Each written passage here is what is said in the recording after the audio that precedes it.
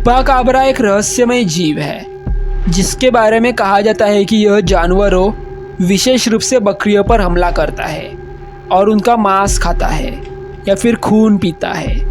इसका नाम बकरी चूसने वाला या फिर खाने वाला, जो स्पेनिश में चुपार यानी कि चूसना या फिर खाना, और काब्रा यानी कि बकरी से लिया गया है।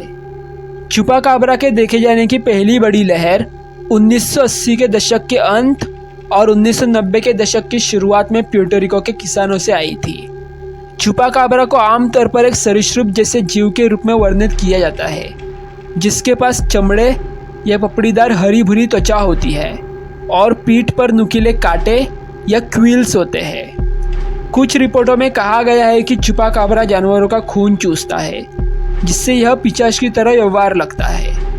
चुपाकाब्रा 1990 के दशक में अपनी प्रसिद्धि के चरम पर था, यहाँ तक कि किनेसी यानी कि लोचनेस राक्षस और बिगफुट जैसे लंबे समय से पसंदीदा जानवर को भी पीछे छोड़ दिया। कुछ लोग मानते हैं कि चुपाकाब्रा एक वास्तविक जीव है, जबकि अन्य इसे एक मिथक या लोक कथा मानते हैं। कुछ वैज्ञानिक मानते हैं कि पशुओं की मृत्यु को कोयोट या अन्य जानवरों द्वारा किया जा सकता है, और कुछ मामलों में अन्य बड़े किसी राक्षस के कारण भी। कुछ लोगों का मानना है कि चुपाकाब्रा की कहानी एक लोक कथा है जो समय के साथ विकसित हुई है। चुपाकाब्रा एक रहस्यमय जीव है जिसके बारे में बहुत कम ही पता है।